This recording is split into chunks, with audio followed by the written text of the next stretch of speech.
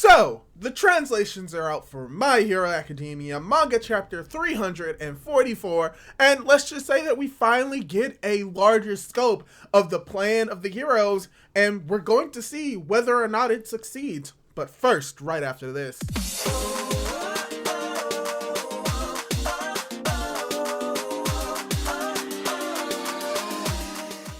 Hey guys, how's it going? It is your boy, Manga Man Drew, and I'm here to do my manga review for My Hero Academia, manga chapter 344, titled The Protagonist. And just depending on that title of the chapter, you already know that this chapter is going to be all about Deku. Yes, Deku, our main protagonist. I mean, who else could it be? It's not like we're going to focus on, I don't know, a character that has a protagonist complex that believes that he is actually the protagonist of the story, even though he's just a side character. But this chapter itself reveals that no, he's not actually a side character, but that anyone can be a protagonist in a story. No, there's no way that there is someone like that in My Hero Academia. Oh wait, there is. And yeah, we're actually going to be focusing on that person. But overall, when it comes to this chapter of My Hero Academia, we do primarily focus on the plan that has been hinted at and in place within the story. We saw the first applications of it last chapter, but we're going to get a more detailed explanation of what is actually going on with this plan, as well as we get the confirmation of certain individuals that we thought were a part of the plan and how they were able to play the role in the plan, as well as getting to get more into the actual war proper when it comes to the end of this chapter. So let's jump into it and start the review for My Hero Academia, manga chapter 344. So,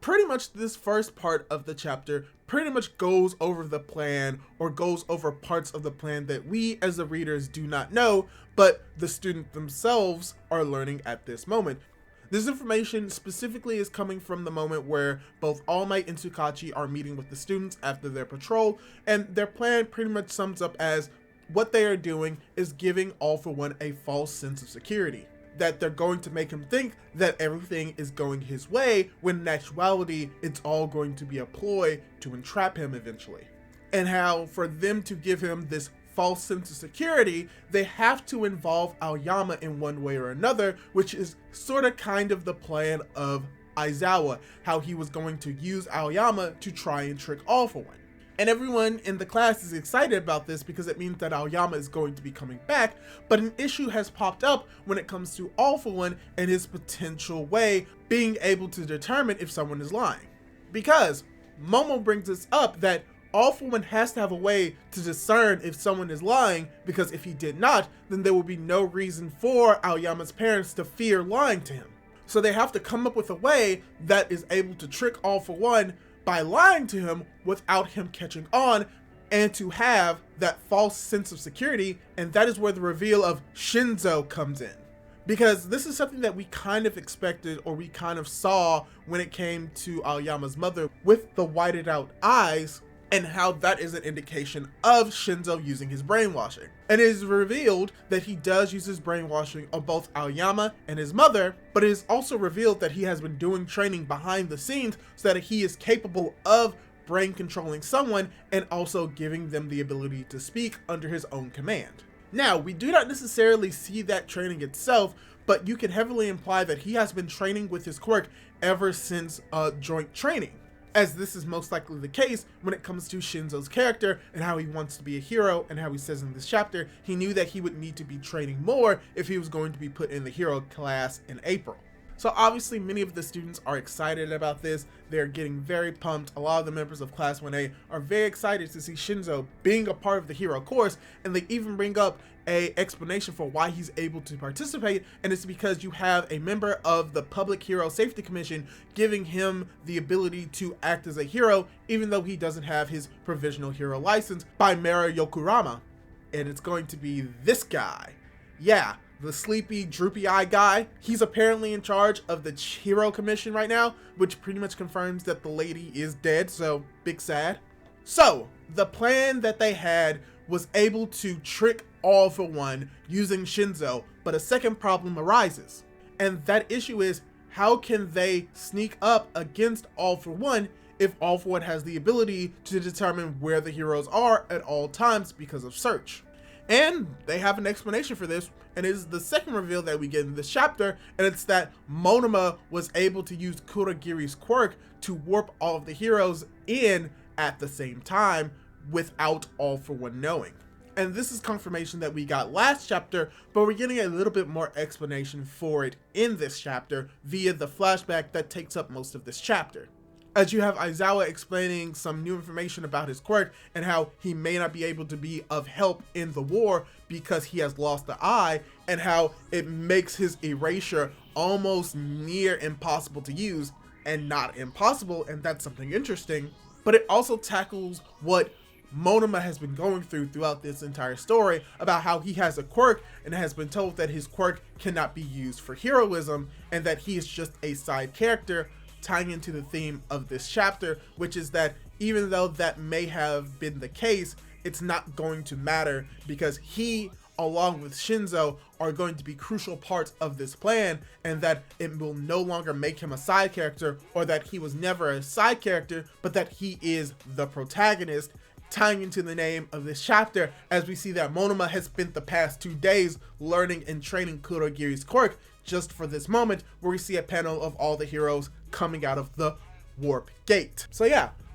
pretty much for the most of this chapter, we focused on the plan and explaining what the plan is, which is great, but also bad, because now that we know the plan, now that we can see what the plan is, we can see how it's going to go horribly wrong, and we get sort of that feeling towards the end of this chapter. Because we see that All Might is unfortunately not at the battle, but that he is with Tsukachi, and they are coordinating the fight from a base separate from where they are right now.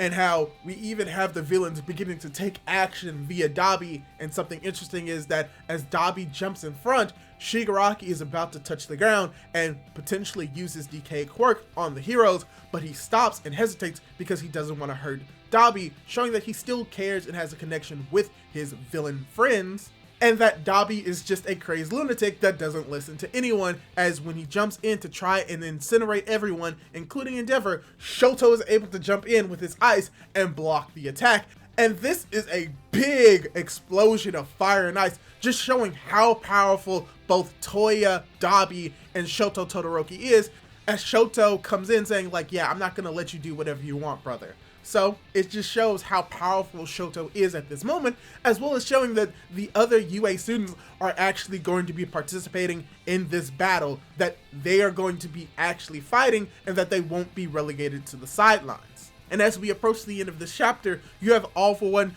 being very condescending, calling the heroes insects, as we get another reveal for what the plan involves, which is All Might calling System Troy on. Most likely meaning that when we saw that the students were living at a base called Troy, that it was obviously going to be foreshadowing for what we see in this chapter, which is very accurate when it comes to the idea of Troy when it comes to planning, and it's sort of a Trojan horse. Or in this case, a Trojan cage. Because apparently from what we see with the Troy operation, it encompasses the villains in these metal domes, and that even though they are able to escape them most likely with ease, as we see Shigaraki, Toga, as well as Dabi most likely in separate areas, we see Monoma about to use Kurogiri's warp gate to try and warp these villains in these domes to different areas to imprison them. As we get the last part of this chapter saying all of this just to split us up,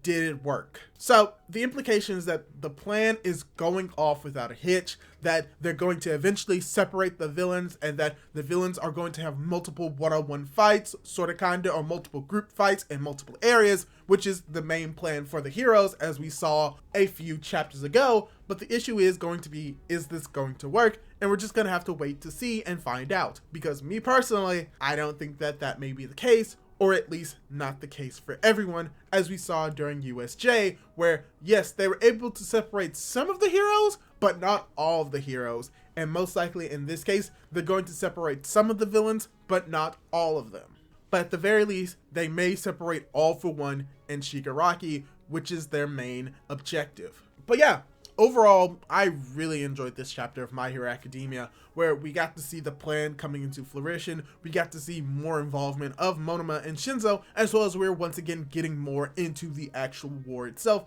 at the end of this chapter. It's very cool that both Monoma and Shinso are coming into play, because these were two of the characters who many people in story believe that they can't be heroes and that they won't be able to do anything heroic, but we see that they are playing major parts in this final battle. Shinso with the tricking of All For One, and Monoma being able to be the one to use Kurogiri's quirk to separate All For One from Shigaraki. Two crucial things that many people in world didn't think were possible, but they were able to pull it off, showing that they are truly heroes. So yeah, it's cool to see that they're playing a bigger part in this role, and pretty much what this entire chapter was is just learning more about the plan, either showing that it's going to succeed, or it's going to fail miserably, or it may be a mixture of both. So overall, really enjoyed this chapter. Really thought this was a good chapter. It was a lot of setup and some cool action at the end, and I can't wait to see what's going to be going on next week. So yeah, if you enjoyed this type of video and you want to see more content like this, why not subscribe to my YouTube channel? I try to post my reviews every Friday for My Hero Academia whenever a chapter is out. So if that's something that you're interested in,